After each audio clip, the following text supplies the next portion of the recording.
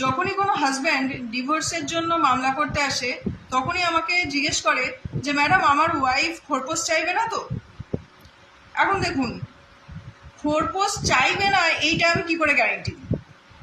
খোরপোশ চাইতেই পারে, শুধু ওয়াইফ কেন, হাজব্যান্ডও খোরপোশ চাইতে পারে। এখন যে এলিজিবল সে খোরপোশ চাইবে এবং খোরপোশ পাবে, কিন্তু সে আদৌ এলিজিবল কিনা এটা আমরা যাচাই করব এবং যাচাই করে সেটা কোর্টের কাছে উপস্থাপন করব।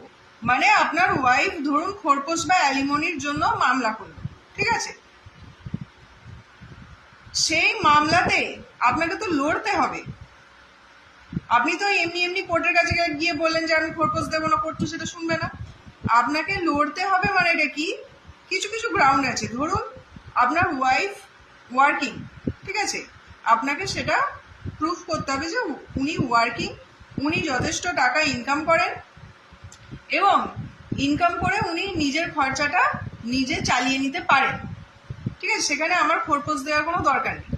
এবার এইখানে একটা ভাইটাল রোল প্লে করে, সেটা হচ্ছে ওই একটা হচ্ছে সেকশন 9, মানে রেস্টিটিউশন অফ কনজুগাল রাইটসের যদি আপনি মামলা করেন সাথে সাথে, তো আপনি কোর্টকে এটা দেখাতে পারেন যে আমি তো সংসার করতে চাই, আমি সংসার করতে চাইছি, উনি ইচ্ছাকৃতভাবে সংসার করছেন না, তাহলে আমি কেন খোরপোশ দেবো? এটা একটা স্ট্রং পয়েন্ট। সেকশন 9 হচ্ছে একটা স্ট্রং পয়েন্ট। অনেকে বলেন যে সেকশন 9-এর মামলা ফালতু নয়, এইটা হচ্ছে আপনার একটা অস্ত্র, ঠিক আছে। এই অস্ত্রটা যাতে আপনার হাতে থাকে তার জন্যই একটা সেকশন 9 ঢোকা হয়।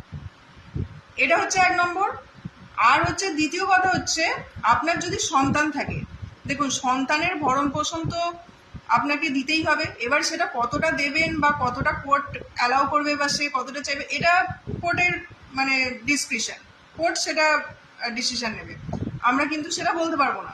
কিন্তু মোদ্দা কথা হচ্ছে আপনার ওয়াইফের অ্যালিমনি আপনি নাও দিতে পারেন, কিন্তু তার জন্য প্রপার গ্রাউন্ড আপনাকে দেখাতে হবে যে উনি নিজেরটা মেনটেন করতে সক্ষম এবং উনি ইচ্ছাকৃতভাবে আমার সাথে থাকছেন না, তাহলে আমি কেন ইয়ে করব, বা উনি অন্য কারোর সাথে থাকছেন, এইগুলো আপনি যদি কোনোভাবে প্রমাণ করতে পারেন তাহলে আপনাকে কোর্ট বলবে ঠিক আছে ওয়াইফকে অ্যালিমনি দিতে হবে না।